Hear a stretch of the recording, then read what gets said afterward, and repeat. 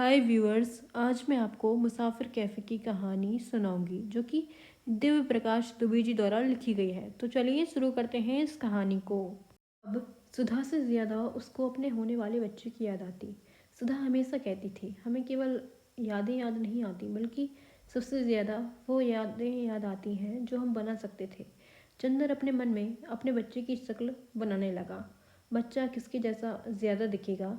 चंदर हमेशा से चाहता था कि जब भी बच्चा हो तो लड़की हो, क्योंकि बच्ची होने पर वो सुधा के बचपन की झलक देख पाता, छू पाता। ये सारी बातें उसको परेशान कर रही थीं। तभी उसने देखा कि कैफ़े में पम्मी आई हुई है। पम्मी ने काउंटर पर बैठे लड़के से कुछ बात की।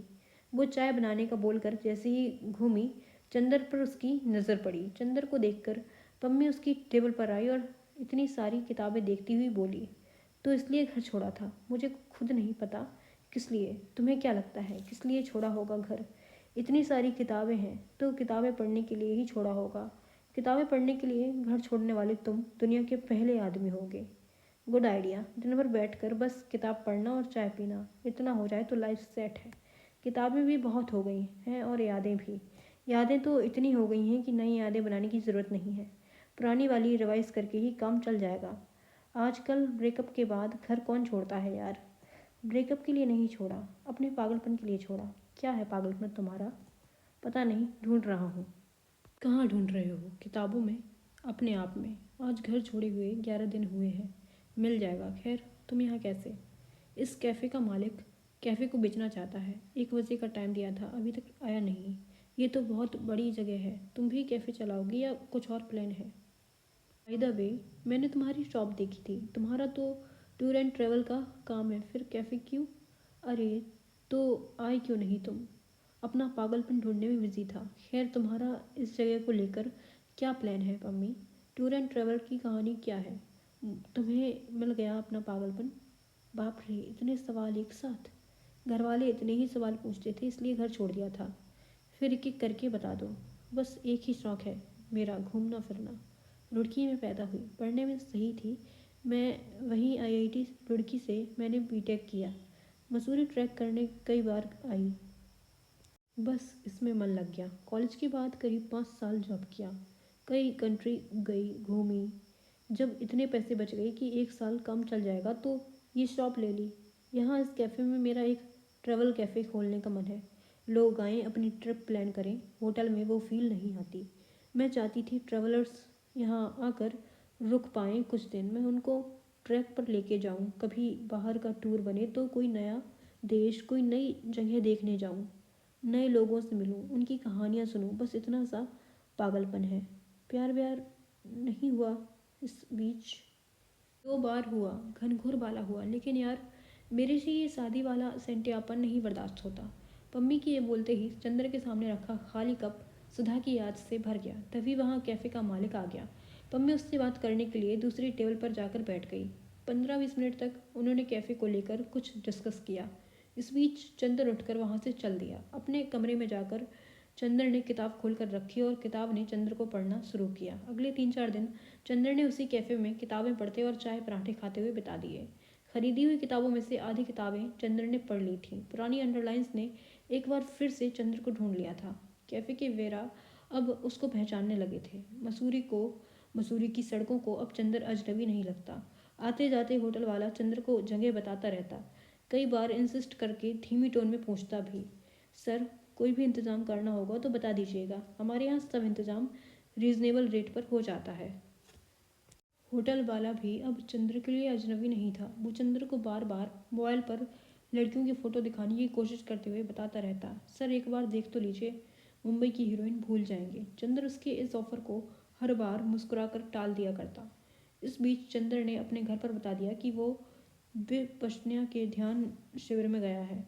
उसका फ़ोन कुछ दिन बंद रहेगा, वो लोग परेशान ना हो। इस बीच चंद्र ने सुधा को फ़ोन करके कोशिश भी नहीं की। गुस्सा जब बढ़ जाता है तो दुनिया को झेलना बड़ा मुश्किल हो जाता है। गुस्सा जब हद से ज़्यादा बढ़ जाता है तो अपने आप को झेलना मुश्किल हो जाता है। कमाल की बात यह है कि हम अपने आप से चाहे जितना गुस्सा हो जाएं, एक सुबह अपने आप सब सही हो ही जाता है। चंद्र का अपने आप से गुस्सा थोड़ा थोड़ा कम हो रहा था। चंद्र को अपने आप को झेल पाना मसूरी ने थोड़ा आसान कर दिया था। जैसे जैसे किताबों के पन्ने पलटते जा रहे थे वैसे ही अगला दिन अपने आप को पलटता जा रहा था। ऐसे ही एक दिन टहलते हुए चंद्र पम्मी की शॉप के बाहर से गुजरा और इस बार वो अंदर चला गया। तुम कैफ़े कब ले रही हो? उसने कैफ़े में चाय के पैसे देना अच्छा नहीं लगता। काश ऐसा होता। कैफ़े की डील हो नहीं पा रही। क्यों? उसका ओनर 12 लाख रुपए बोल रहा है। कैफ़े तो बहुत अच्छा है। हाँ वही तो, मैं डील मिस नहीं करना चाहती। ये सुनकर चंद्र चुप हो गया। पम्मी ने चाय के लिए पूछा। चंद्र ने चाय के लिए तुरंत हाँ किया। वो चाय को कभी मना नहीं कर पाता था। चंद्र ने पम्मी से उसका कंप्यूटर यूज़ करने के लिए मांगा। चंद्र ने अपना ईमेल चेक किया।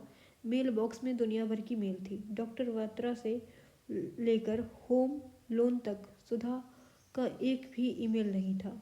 मेल चेक करने के बाद चंद्र ने एक कागज़ का टुकड़ा लेकर कुछ हिसाब किताब किया और बोला, कैफ़े वाली डील मिस मत करो। नहीं करना चाहती लेकिन क्या करूं, हालांकि मैंने टाइम ले रखा है। बैंक मुझे लोन देगा नहीं। एक बंदे से बात की है, वो बोल रहा है 2 लाख रुपए लेगा और 12 लाख का लोन अप्रूव करा देगा।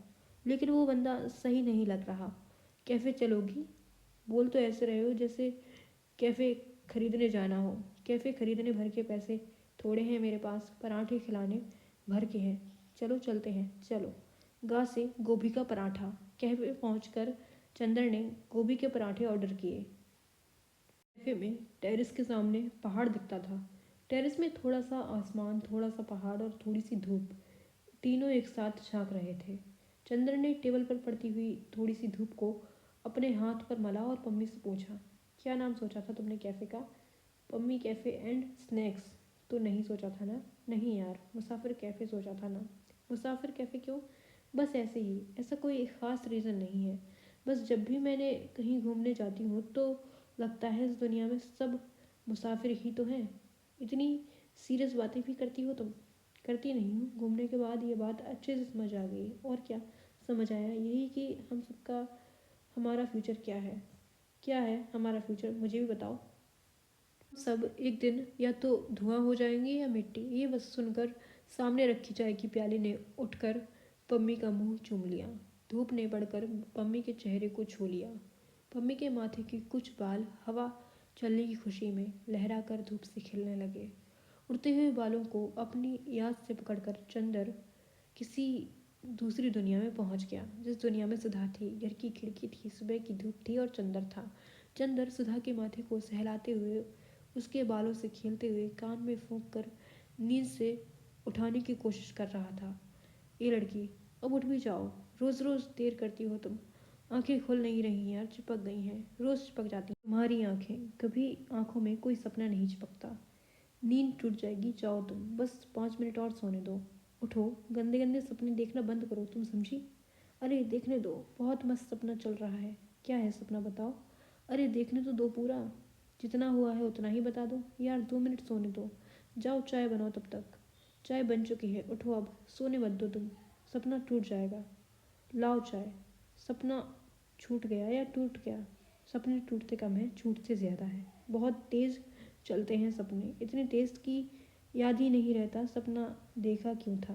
खैर ये सब छोड़ो, चाय अच्छी बनाते हो तुम। थोड़ी सी तो तुम्हारी चाय की वजह से भी अच्छी हो जाती है सुबह। थैंक्स। थैंक्स बोलकर बात खराब मत किया करो। पहले भी कई बार कहा है, कभी कभी चुप रहना ही काफ़ी होता है। ठीक है यार। कभी हमारी शादी का सपना आया है तुम्हें? कई बार आया है, बस इसी बात का तो डर लगता है। डर किस बात का? मेरे सपने सच नहीं होते यार। तुम्हें नहीं आते सपने? आते हैं लेकिन याद नहीं रहते। तुम्हें पता है मैं शादी क्यों नहीं करना चाहती? क्यों? ये ऊपर रुका हुआ पंखा देख रहे हो? हाँ देख रहा हूँ, तो उसमें क्या है? क्योंकि शादी के बाद बिस्तर पर लेटने पर ऊपर पंखे की धूल दिखाई देती है, पंखे की हवा नहीं दिखाई देती। तुम पागल हो सुधा, हवा तो ऐसे भी नहीं दिखती। हवा दिखती है। कैसे? प्यार दिखता है? नहीं, मेरा मतलब है हाँ दिखता है प्यार। प्यार भी हवा जैसा होता है, बस शुरू में धूल नहीं दिखती। इधर चंद्र की यादों में सुधा उठी और इधर चंद्र अपनी दूसरी दुनिया से फिर कैफे में लौट आया। पम्मी सामने टेरेस से खड़े होकर पहाड़ को देख रही थी। चंद्र उठकर टेरेस तक गया और पम्मी को बोला, अच्छा नाम है मुसाफिर कैफ़े। मेरे तो इतने सारे प्लान्स हैं कैफ़े को लेकर। यहाँ ऊपर मैं 4-5 कमरे बनवाती जहाँ लोग आकर रहते। हर कमरे में पहाड़ दिखता।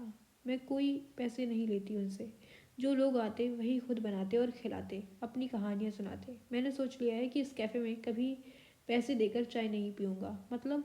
मतलब ये कि जितने रुपए कम पड़ रहे हैं उतने तुम मुझसे ले लो और डील डन कर दो। तुम्हें अपना कुछ पता नहीं है कि आगे लाइफ में क्या करना है और मुझे इतने रुपए देने की बात कर रहे हो। हाँ, इसलिए कर रहा हूँ, इससे पहले मेरा भूत उतर जाए। तुम डील डन कर दो। लेकिन तुम मुझे जानते ही नहीं हो सही से, उससे फ़र्क नहीं पड़ता। तुम मुझे भी तो सही से नहीं जानती।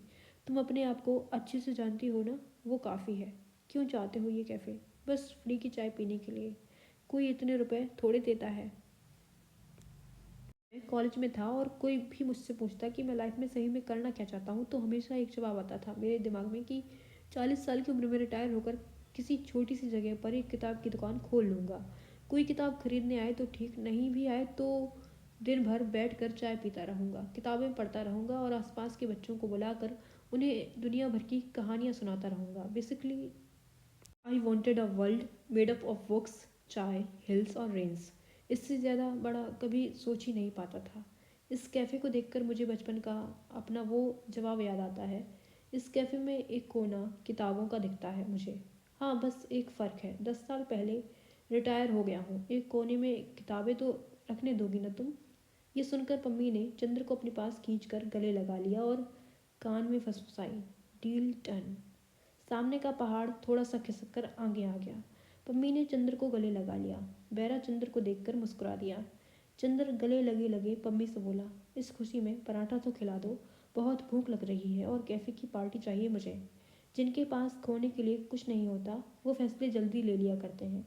जिस दिन हमको ये समझ में आता है कि यहाँ हम में से किसी के भी पास ज़िंदगी के अलावा खोने को कुछ नहीं है, उस दिन हम ज़िंदगी का पहला कदम अपनी ओर चलते हैं। बाहर चलते चलते हम करीब करीब भूल ही चुके हैं कि हमारे अंदर भी एक दुनिया है। चंद्र ने भी अपनी ओर चलने वाले इस फैसले को लेने में ज़्यादा टाइम नहीं लगाया। कैफे से निकलकर चंद्र और पम्मी टूर एंड ट्रेवल के ऑफिस गए। चंद्र ने अपने अकाउंट का हिसाब किताब करके बता दिया कि रुपए 2 दिन में ट्रांसफ़र हो जाएंगे।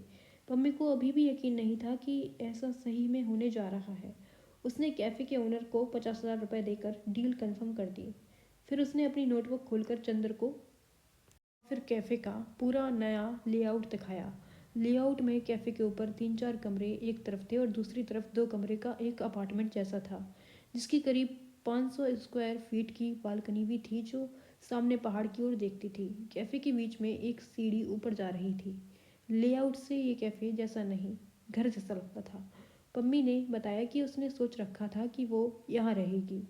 रोज़ सुबह अपनी बालकनी में बैठकर पहाड़ को देखते हुए आराम से चाय पिया करेगी, बारिश में भीगा करेगी, जाड़ों में शाम को बोन फायर करेगी और शराब पीकर लाइफ के बड़े बड़े फंडे झाड़ा करेगी। पम्मी को लाइफ को लेकर बड़ा ही सिंपल प्लान था। लाइफ को लेकर प्लान बड़े नहीं, सिंपल होने चाहिए। प्लान बहुत बड़े हो जाएं तो लाइफ के लिए ही जगह नहीं बचती। चंदर पम्मी को खुशी देकर खुश था। वो सबसे पहली कॉल सुधा को करके बताना चाहता था कि उसने कैफ़े का थोड़ा सा हिस्सा खरीद लिया है। वो चाहता था कि सुधा वहाँ रहने आ जाए। इस वक्त बस वो सुधा को वापस चाहता था। पहली बार उसको अपनी शादी वादी करके परफेक्ट लाइफ वाली जिद बहुत ही फालतू लगी। पम्मी ने चंदर को मसूरी क्लब में डिनर का इनवाइट किया। चंदर मुसाफिर कैफ़े वाले लेआउट में अपना हिस्सा ढूंढने लगा। माँ से मसूरी क्लब में एक टेबल पर पम्मी और चंद्र का नाम साथ लिखा हुआ था। टेबल पर शैंपेन की बोतल सजी हुई थी। पम्मी ने बहुत हल्का सा मेकअप किया था और ब्लैक ड्रेस पहना हुआ था। चंद्र ने तैयारी के नाम पर 15 दिन बाद आज सेव किया था और बालों को जेल लगाकर गीला कर लिया था। चीयर्स, क्या बात है, candle light dinner. Thanks Pammi. Cheers, thanks वाली कोई बात नहीं। तैयार होकर तो अच्छी लगती हो तुम, ऐसे नहीं लगती अच्छी, इतनी अच्छी नहीं लगती जितनी अभी लग रही हो। सेव क्यों की तुमने? दाढ़ी सूट करती है तुम पे। पहले किसी ने कहा नहीं।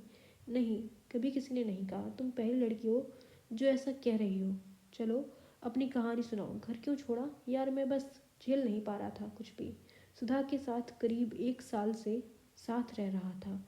उसको 1000 तरह से समझा चुका था शादी करने के लिए, लेकिन वो मान नहीं रही थी। नौकरी में अच्छा कर रहा था, प्रमोशन भी हुआ, लेकिन लग रहा था कि रोज़ भागे तो जा रहा हूँ पर कहीं पहुँच नहीं रहा। तो अपनी पूरी दुनिया से ब्रेकअप करके आए हो? हाँ, ऐसा ही समझ लो। बढ़िया है ना? प्रॉब्लम क्या है? दो चार ब्रेकअप तो होने ही चाहिए, हाँ होने ही चाहिए, लेकिन ये ब्रेकअप थोड़ा अलग है। सारे ब्रेकअप एक जैसे होते हैं, नहीं थोड़ा अलग है। क्या अलग है? सुधा 3 मंथ्स प्रेग्नेंट है। ऐसी हालत में उसे छोड़ना नहीं चाहता था मैं, लेकिन मैं झेल भी नहीं पा रहा था उसे।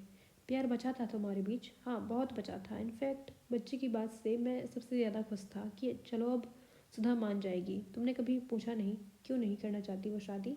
हाँ, उसके शादी ना करने के रीज़न सही नहीं थे, लेकिन गलत भी नहीं थे। क्या वजह थी? अगर तुम्हें बताने में कोई प्रॉब्लम ना हो तो। नहीं नहीं, कोई प्रॉब्लम नहीं है। सुधा अक्सर संडे शाम को उदास हो जाती थी। जब वो उदास होती तो शराब पीती थी। जब बहुत उदास होती थी बिल्कुल भी नहीं पीती थी। बहुत देर तक चुप हो जाती थी और बड़बड़ाने लगती थी। जब हमने साथ रहना अभी शुरू ही किया था, एक दिन सुधा ने ऐसे ही उदास होकर मुझसे पूछा, तुम्हें कभी किसी की बहुत याद आती है? हाँ। किसकी? अपनी गर्लफ्रेंड की। अपने घर वालों की नहीं आती? उनकी भी आती है, लेकिन बहुत ज़्यादा नहीं आती। तुम्हें किसकी आती है? मुझे अपने एक अंकल की बहुत याद आती है। कभी कभी सोचती हूँ कि मम्मी को उन अंकल से शादी कर लेनी चाहिए थी। कौन अंकल? हमारे घर पर एक अंकल आते थे। मेरे पापा अच्छे नहीं थे। जब मैं उनको अंकल बोलती थी तो वो कहते थे पापा बोला करो मुझको। उनकी बेटी मेरे बराबर थी। हम दोनों के लिए हमेशा बहुत सारी किताबें, खिलौने सब लेकर आते थे। तो शादी क्यों नहीं की मम्मी ने? पापा ने कभी तलाक दिया ही नहीं मम्मी को। अब कहाँ है वे अंकल? तुमने कोशिश नहीं की ढूंढने की? नहीं। क्यों? तुमको ढूंढना चाहिए था ना उनको, कम से कम तुम रोती तो नहीं। इसलिए नहीं ढूंढा क्योंकि मिल जाते तो उनकी याद आना बंद हो जाती। संडे शाम को मुझसे बात मत किया करो। ऐसी थी सुधा। एक वजह तो ये थी कि उसके अपने पेरेंट्स की शादी कभी सही नहीं चली। इसके अलावा सुधा वकील थी तो वो रोज़ कोर्ट में डिवोर्स देख देख कर शादी को लेकर कभी श्योर नहीं हो पाई। उसे शादी से डर लगता था। अपनी ये कहानी सुनाकर चंद्र ने शैंपेन का एक बड़ा घूंट लिया। पम्मी ने यह सुनकर खामोशी का एक लंबा घूंट लिया। सामने टेबल पर जलती बुझती हुई मोमबत्ती से थोड़ी सी उदासी निकलकर दोनों के चेहरों पर फैल गई। पम्मी ने अपनी उदासी को हाथ से पोंछकर चंद्र से कहा, तुम्हें इतनी सी बात समझ नहीं आई? नहीं आई, क्या करूं? हर दिन एक जैसा थोड़ा ही होता है, हमेशा एक जैसा तो नहीं होता ना। खैर, मैं इस बारे में अब कोई और बात नहीं करना चाहता। कोई बात नहीं, तुम सुनाओ तुम्हारी कहानी क्या है? तुम्हें बताई तो थी, मेरी कहानी में इतना इमोशन, इतना ड्रामा नहीं है यार। बस 2 बार घनघोर वाला प्यार हुआ था। एक बार प्योर लव वाला प्यार, एक बार प्योर सेक्स वाला प्यार। प्योर सेक्स वाला प्यार आज पहली बार सुन रहा हूँ। क्या फ़र्क था दोनों में? कोई फ़र्क नहीं था, दोनों ही प्योर थे। दोनों बहुत अच्छी बातें करते थे। फिर कभी शादी का ख्याल नहीं आया? आया। फिर क्यों नहीं की? शादी का सोचते ही हमारी बातें बोरिंग होने लगी। तुम मानो या ना मानो, लेकिन शादी बाय डिज़ाइन थोड़ी बोरिंग होती है। शादी के बोरिंग होने में दोनों लोगों की कोई गलती नहीं होती। It's design fault, you know. ऐसे तो ज़िंदगी ही बोरिंग होती है। हाँ होती है, लेकिन मैं शादी वाली बोरियत नहीं चाहती थी। इनफैक्ट मुझे लगता है कि कभी मैंने शादी की भी तो उससे करूँगी जिसकी बातों से कभी मैं बोर ना हो पाऊँ। फिर तो मिल चुका तुम्हें कोई। वैसे भी हम बातों से नहीं, दूसरों की आदतों से बोर होते हैं। जब कोई ऐसा मिले जिसकी आदतों से बोर ना हो, तब झट से कर लेना शादी। या फिर जब किसी के साथ रहते हुए शादी की ज़रूरत ही महसूस ना हो, तब करना शादी। क्या लगता है तुम्हें? प्यार क्या होता है? तुम तो इतनी किताबें पढ़ते रहते हो। प्यार बस एक तरह की आदत है। प्यार के बारे में दुनिया की बाकी सारी डेफिनेशंस केवल शो ऑफ हैं यार। तो तुम अपनी शुदा वाली आदत का क्या करोगे? पता नहीं, नई आदत डालने की कोशिश, और कोई कर भी क्या सकता है? तुम्हें ऑफिस जाना चाहिए, अकेले कैसे मैनेज करेगी वो? हाँ शायद थोड़े दिन में लौट जाऊँ। चलो बहुत उदास उदास बातें हो गई। से समथिंग नाइस। मुझे कैफ़े में एक कमरा तो मिलेगा ना रहने के लिए? हाँ यार, ये भी कोई पूछने वाली बात है। मैं तुम्हें बोलने ही वाली थी कि हम वहाँ खूब सारी किताबें रखेंगे। अगर तुम रुके तो तुम नीचे कैफ़े में बैठकर बच्चों को कहानियाँ सुनाया करना। मैं भी सुना करूँगी। मुझे पंचतंत्र बहुत पसंद है, हैरी पॉटर भी। मैं रस्किन बॉन्ड सर से भी बात कर लूँगी। उनको बुलाएंगे हम कहानियाँ सुनाने के लिए। इसके बाद दोनों घंटों बैठ के इधर उधर की दुनिया भर की बातें करते रहे। शैंपेन की बोतल खाली हो गई। रात ने बढ़कर घड़ी में 11 बजा दिए। पम्मी और चंद्र की पुरानी आदतों ने एक दूसरे में नई आदतें ढूंढना शुरू कर दिया। चंद्र और पम्मी क्लब से निकलकर सड़क पर टहलने लगे। अभी वो थोड़ा आगे बढ़े ही थे कि मसूरी के मौसम ने खुश होकर हवा में धुंध फैला दी। दोनों के टहलने में सुकून था। ये सुकून फ्यूचर को लेकर नहीं था, बस उस शाम को लेकर था। रास्ते में हनीमून इन पड़ा तो चंदर ने पम्मी को बताया कि वो हमेशा से यही हनीमून मनाने आना चाहता था। थोड़ा आगे बढ़ने पर चंदर का होटल पड़ा तो पम्मी बोली, चलो कमरा दिखाओ अपना। क्या करोगी देखकर? अरे क्यों, देख नहीं सकती? क्या पता कमरे में क्या हो? पता तो होना चाहिए कि तुम कौन हो। कमरे से कैसे पता चलेगा कि मैं कौन हूँ? हम अपने कमरे में जैसे रहते हैं उसी से पता चलता है कि सही में हम कौन हैं। लेकिन तुम्हें तो उससे फ़र्क नहीं पड़ता ना कि कौन हूँ मैं।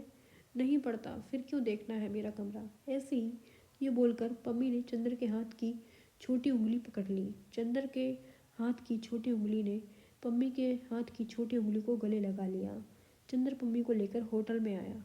रिसेप्शन वाले लड़के ने चंद्र को पम्मी के साथ देखकर आंख मारी और बोला, सर कुछ भी चाहिए होगा तो बता दीजिएगा। कमरे में घुसते ही कमरे ने पम्मी और चंद्र को गले लगा लिया, ठीक बाथरूम के दरवाजे के पास। पम्मी अपने साथ मसूरी की थोड़ी धुंध साथ ले आई थी और चंद्र हनीमून इन पर न बनी हुई यादें ले आया था। चंद्र पम्मी में सुधा की यादें ढूंढने लगा।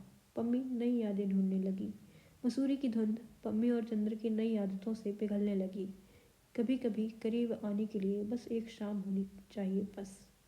अगले एक हफ्ते चंदर और पम्मी की ज़्यादा बात नहीं हुई। हफ्ते भर में चंदर ने सारी किताबें ख़त्म कर लीं। उधर पम्मी कैफ़े का सारा पेपर वर्क निपटा लिया।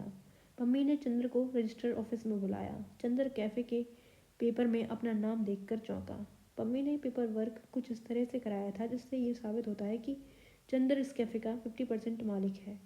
चंद्र पम्मी से इसकी वजह पूछी तो वो उसने हंसी में टाल दिया और तुम नहीं होते तो मुसाफिर कैफ़े बस लेआउट में ही रह जाता। चंद्र कुछ नहीं बोला। जब वो कागज़ पर साइन कर रहा था तब उसे सुधा की याद आई। उसको ये बात भी याद आई कि दुनिया में कोई भी ऐसा कागज़ नहीं है जहाँ चंद्र और सुधा के साइन एक साथ हों। चंद्र के साइन करते ही पम्मी बोली, तुम होटल में चेकआउट करके आ जाओ। इतना बड़ा कोई महल नहीं है मेरा, लेकिन तुम्हें दिक्कत नहीं होगी। चंद्र ने हाँ की, ना ही मना की। शाम को अपना बैग और किताबें लेकर पम्मी के घर पहुंच गया, ये सब सोचते हुए कि कहीं ये सब गलत तो नहीं है। जिस दुनिया में ये गलत होता है वो पीछे ही छोड़ आया था। फिर उसे अपने होने वाले बच्चे का ख्याल आया तो उसको सब कुछ गलत लगने लगा। पम्मी ने चंद्र को उसका कमरा दिखाया। कमरे में ज़्यादा कुछ नहीं था। कमरा चंद्र की ज़िंदगी जैसा ही खाली खाली था। एक सिंगल बेड, एक टेबल, एक कुर्सी। पूरी शाम चंद्र अजीब सी हालत में रहा। उसने बहुत कम बातचीत की। उसको ठीक वैसा ही लगा था जैसा कि सुधा के उसके घर शिफ्ट होने पर लगा था। ये सब सोचकर उसने पम्मी का फ़ोन लेकर सुधा को कॉल लगाया। हेलो, मैं चंद्र, कैसे हो? ठीक हूँ, तुम बताओ तुम कैसी हो? ठीक हूँ। तबीयत कैसी है तुम्हारी? अब ठीक है। डिनर कर लिया? हाँ कर लिया। तुमने? अभी नहीं करूँगा। ये नया नंबर है? नहीं, ये पम्मी का नंबर है। कौन पम्मी? बताऊँगा, लंबी कहानी है। यहाँ मसूरी में मिली। मैंने पम्मी के साथ एक कैफ़े लिया है। तो लौटने का प्लान नहीं है मतलब? पता नहीं अभी। तुम बताओ तो आ जाता हूँ। नहीं, मेरी वजह से मत आओ। डॉक्टर के यहाँ गई थी। वही हूँ। इतनी रात में? हाँ। क्या हुआ? तबीयत सही नहीं है क्या? तबीयत ठीक है, बताया तो। फिर इतनी रात में हॉस्पिटल में क्या कर रही हो? कुछ नहीं हुआ। सुधा बताओ क्या हुआ है? मुझे अबॉर्ट कराना पड़ा। डॉक्टर ने बताया था कि अभी अगर बेबी कैरी कर लूँगी तो कॉम्प्लिकेशन बहुत बढ़ जाएगी। कब हुआ? आज।